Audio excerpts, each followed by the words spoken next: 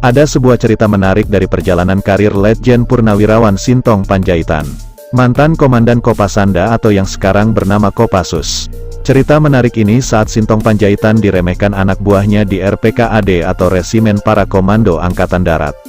RPKAD adalah nama pasukan khusus tersebut sebelum berganti nama menjadi Kopasanda lalu kemudian berganti lagi menjadi Kopassus.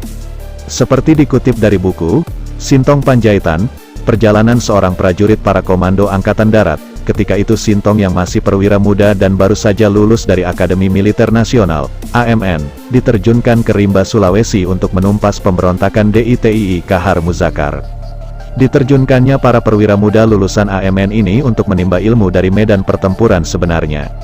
Sebagai tambahan informasi, Sintong adalah lulusan AMN tahun 1963. Nah, menurut Hendro Subroto dalam buku yang disusunnya, sebelum dipercaya jadi komandan peleton RPKAD yang diterjunkan ke Rimba Sulawesi, Sintong telah diterjunkan lebih dulu ke sana. Di sana, dia memimpin Yonif dari Siliwangi. Dalam buku yang disusunnya Hendro Subroto mengisahkan, ketika itu pasukan RPKAD yang diterjunkan ke Sulawesi adalah pasukan dari Kompi Suryo.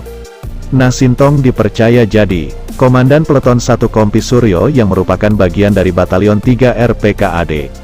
Kompi Suryo mengawali pengejaran terhadap Kahar Muzakar dengan jalan diterjunkan melalui udara dari Makassar dengan pesawat C-47 Dakota Skadron 2 angkut ringan Auri di Lambatu.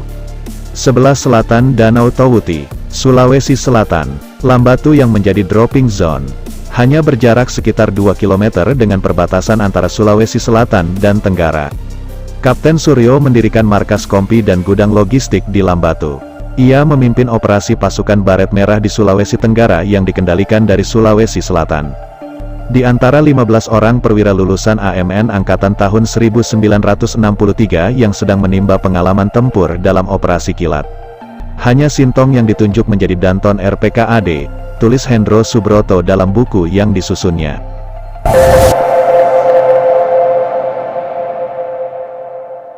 Masih menurut Hendro Subroto, ketika Sintong ditempatkan sebagai perwira pertama di RPKAD, dia dipandang dengan sebelah mata oleh para anggota Baret Merah yang telah banyak memiliki pengalaman tempur. Lagi pula ketika Sintong menjabat sebagai Danton 1 Baret Merah di daerah operasi, dia belum memiliki kualifikasi para maupun komando. Biasanya pendatang baru di lingkungan RPKAD sebagai pasukan elit akan dipelonco lebih dahulu pada waktu mereka mengikuti pendidikan dasar komando di Batu Jajar, Bandung.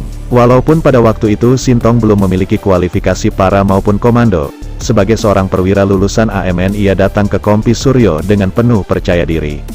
Para Tamtama dan Bintara pada Kompi Suryo, kebanyakan prajurit para komando yang telah banyak mengalami pertempuran di berbagai palagan. Namun, pengalaman yang diperoleh Sintong selama 4 bulan sebagai komandan peleton pasukan infanteri dapat digunakan sebagai bekal dasar dalam memimpin peleton 1 Kompi RPKAD, tulis Hendro Subroto. Sintong cepat beradaptasi terhadap perubahan yang terjadi dalam memimpin peleton pasukan infanteri, beralih ke peleton pasukan para komando.